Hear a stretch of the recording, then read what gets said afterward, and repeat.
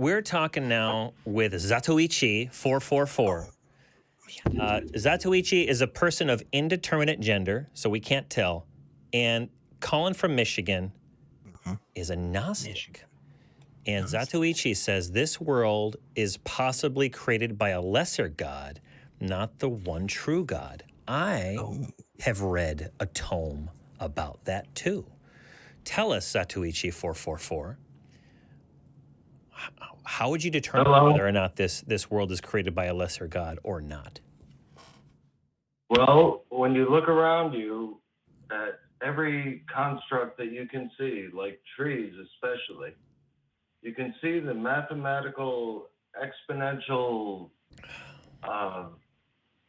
work that has been done, but it's almost simplistic. Can I get a notepad in here, please? Can somebody bring me a notepad and a magic marker?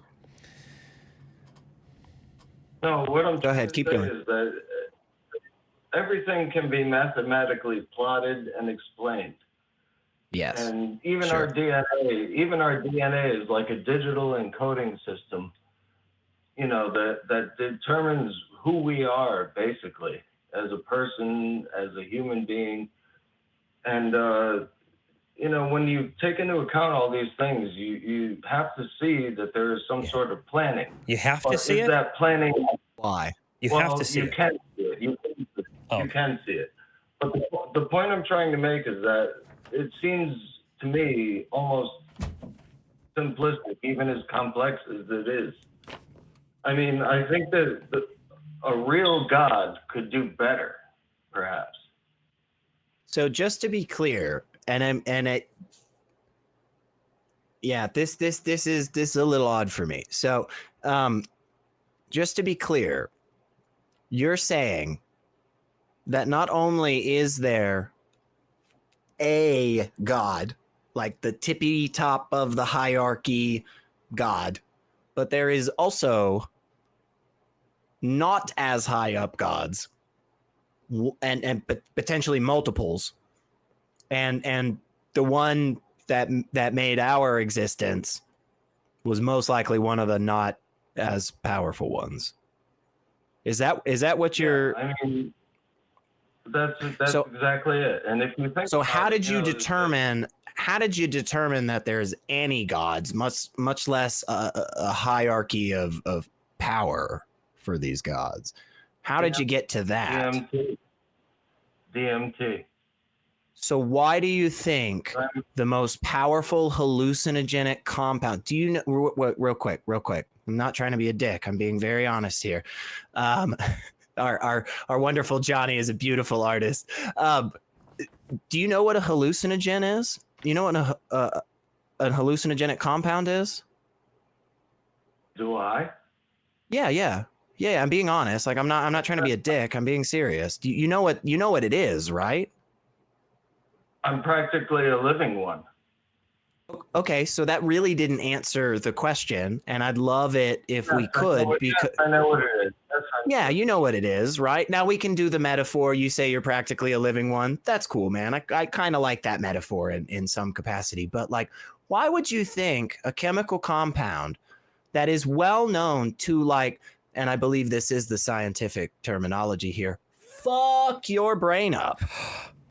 Why would you think that is a way to determine truth? Why would you think like dimethyltryptamine is the most powerful hallucinogenic compound we have ever come across, as far as I understand. And it very much does these wacky, crazy things in your brain that we know do not correlate to the rest of the world around us. We have lots of good evidence for this. So why would you think that chemical would lead you to truth?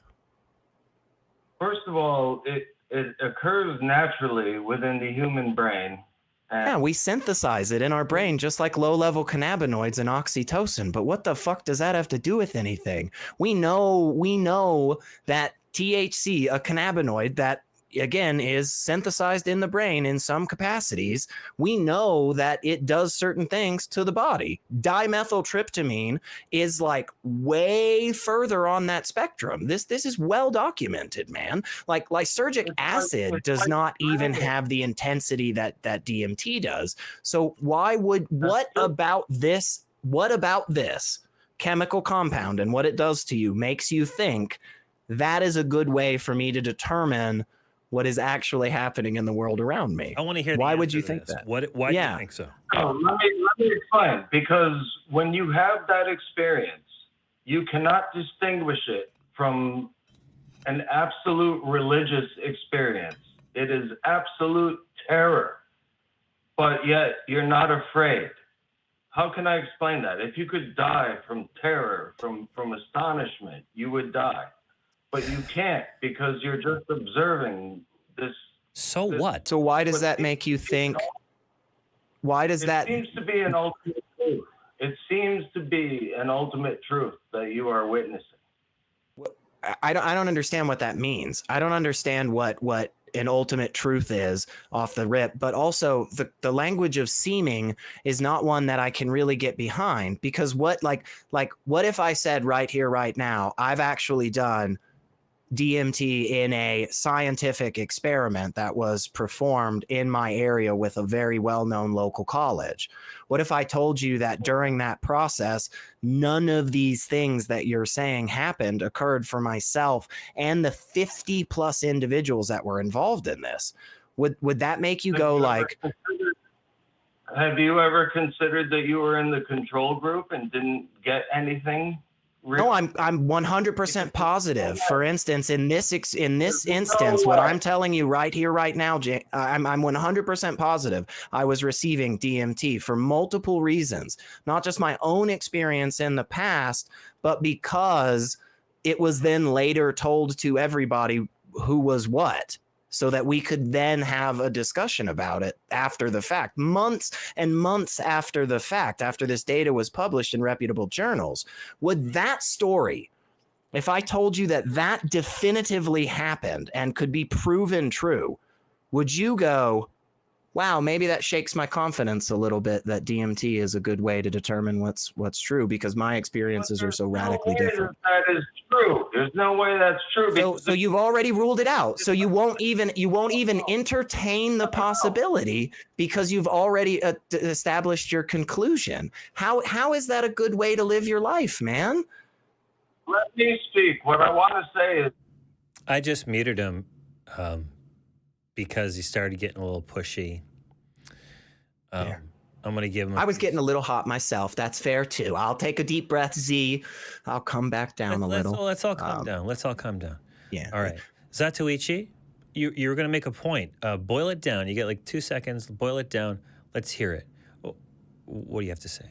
you either do it or you. Were you talking the entire time, Zatoichi? Oh, come on. Come on.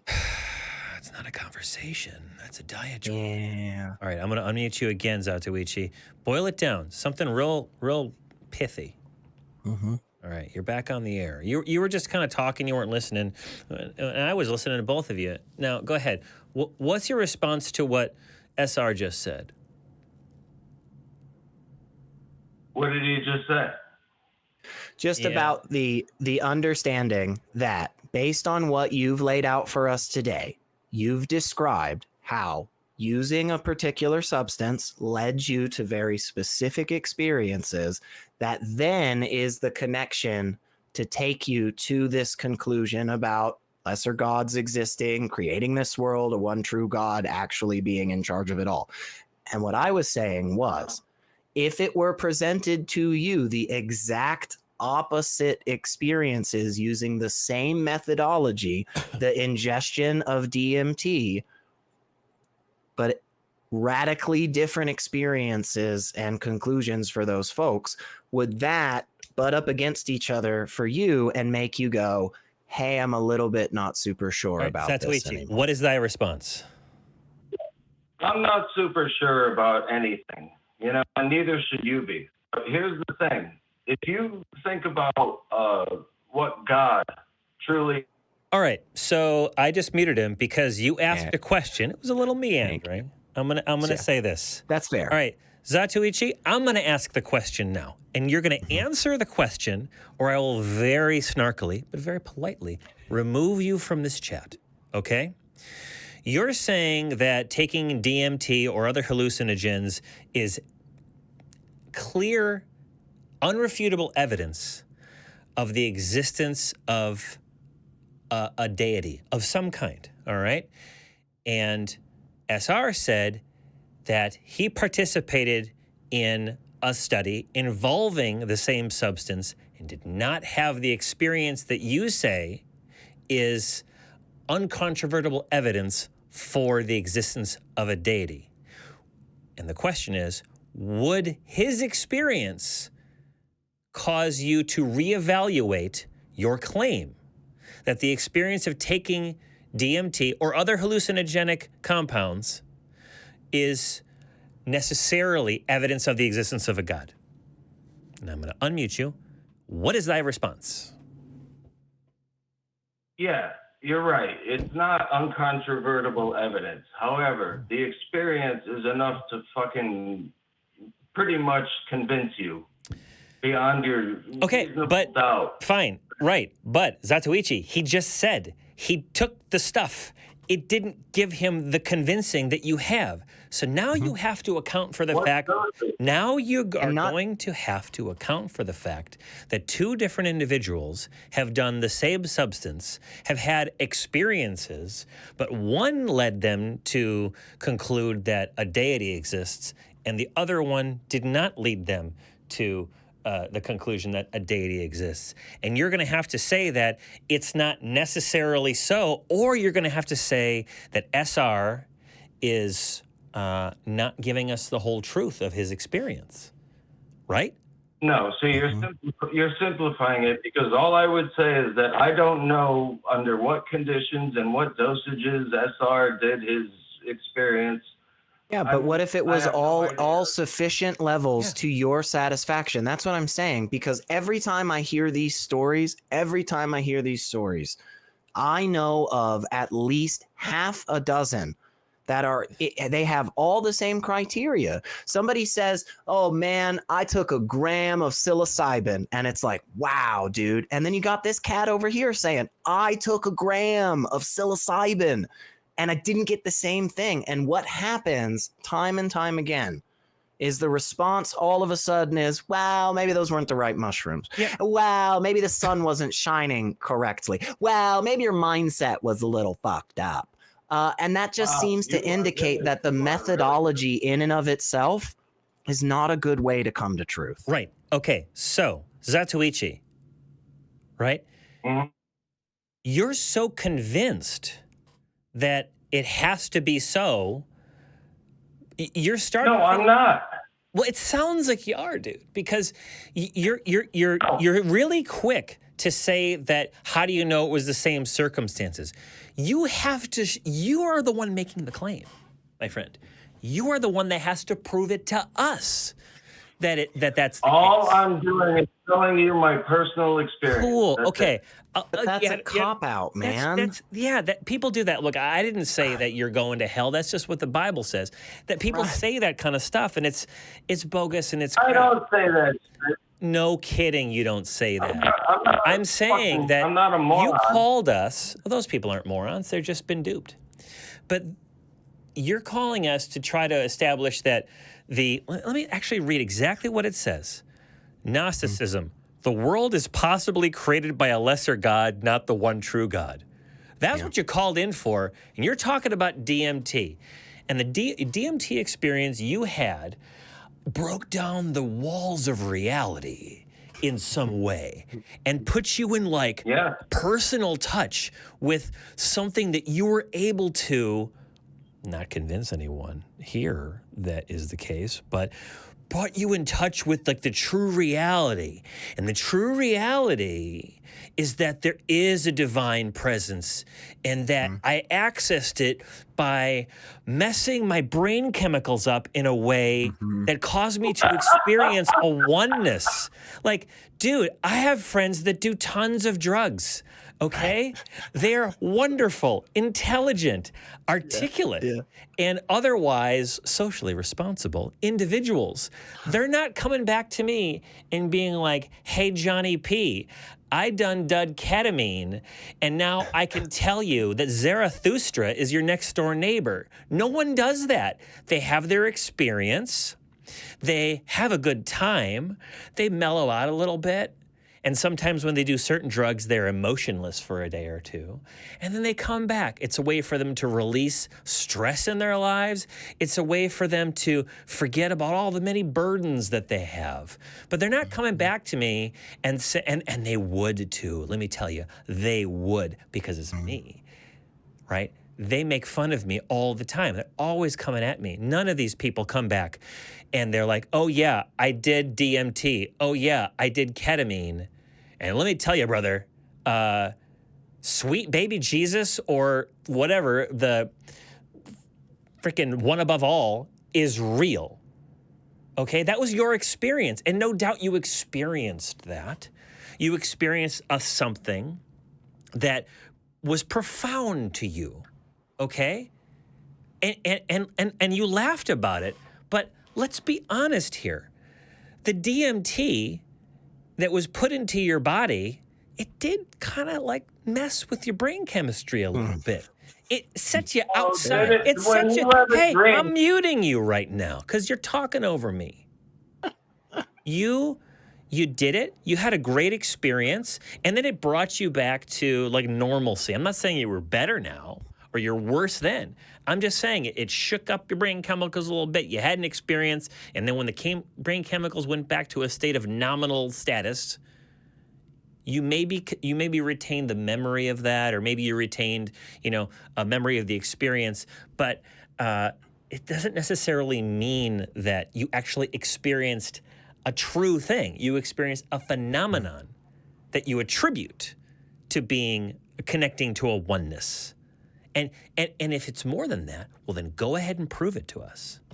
You're unmuted. You were saying? I was saying, why is it that I have become a better person after having this experience? And I'm not a religious guy. Okay. I don't believe in Catholicism. I don't believe in any of that shit. Okay. But I had an experience that led me to believe that there may be a higher power above us. Okay. And it may not necessarily be the highest power. You were, though. It just may be the creator of this universe, which, in a limited way created this universe, but it's not the true God of gods, let's say. Which probably nothing. Thanks. Zatuichi, I've got a buddy who has crippling anxiety. Okay? He allegedly smokes a lot of marijuana, and he does take DMT, and he has done ketamine, as far as I know. And I can tell you that when he's on one or more of those substances, his experience of anxiety goes away for a little while. And it's during that time that he has expressed real appreciation for my friendship. I know it's there when he's not high as a kite, but he's unable to express it. And maybe it's just that when you had your chemicals shaken up like a little snow globe, it allowed you to kind of like shake things up in a way that allow you to appreciate things that were always there, but you're a better person as a result. You got more empathy. You were able to see your interconnectedness. That doesn't mean anything. We are all interconnected. We are, we are at the mercies of reality. And if I may, something I wanted to say when I was on the show here today, and it goes in touch with this. The reality is kind of all we have are each other. The universe seems to be relatively indifferent to our highs and lows. It's just running its course, doing its thing, and we are sailboats, paper sailboats on the surface of the difficulties of life, right? Just because we want there to be meaning doesn't mean there is one. And I mentioned this. I have a friend. No shit. Oh, shit. Yeah, just because you want there to be meaning doesn't mean there is one. Yeah. I know all this, but I'm telling you that what happened to me made me lean towards the idea that there may be some sort of thing above us. And but that if the doesn't same mean that I am if a the fucking same ultimate experience believer. Like is being used by other people to come to radically contradictory conclusions, that should, if you're being honest and you care about the truth of the world around you, if you use a method and somebody else uses the exact same method and you come to radically contradictory results, you should both get together and talk about that method, because maybe it's not a robust one. Maybe it does not actually reliably lead to truth. Perfect. So, Zatoichi, you said there's a maybe. You said maybe. There's a maybe there. You're probably still talking. I muted you. Okay.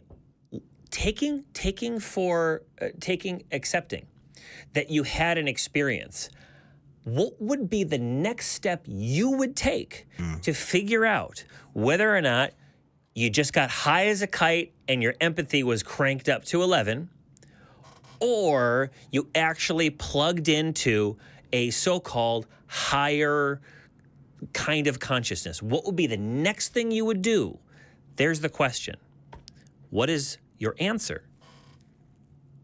Well, you either change your life for the better or you commit suicide. That's not what you do. That's what you would do with that experience. What would you do to figure out whether it was a subjective, hallucinogenic experience that was a result of brain chemistry going off into left field and only that, or if it were something in addition to that, that you were able to connect to a divinity, the realm of the spirit? What would you do to figure out if it was A or B? What would you do? No one can figure that out at this point in time because they've done studies on it and they cannot determine what is exactly happening in the brain when this substance is introduced. All right, so and they know that they don't know. So you're fine without figuring out. You're fine as you are. You don't need to really know whether you plugged into divinity. You felt like you were plugged into divinity, and therefore that's good enough for you. You're not curious. You have zero intellectual curiosity. No, you're wrong, man. Well, I hope I'm wrong. Tell me, what would you do next? I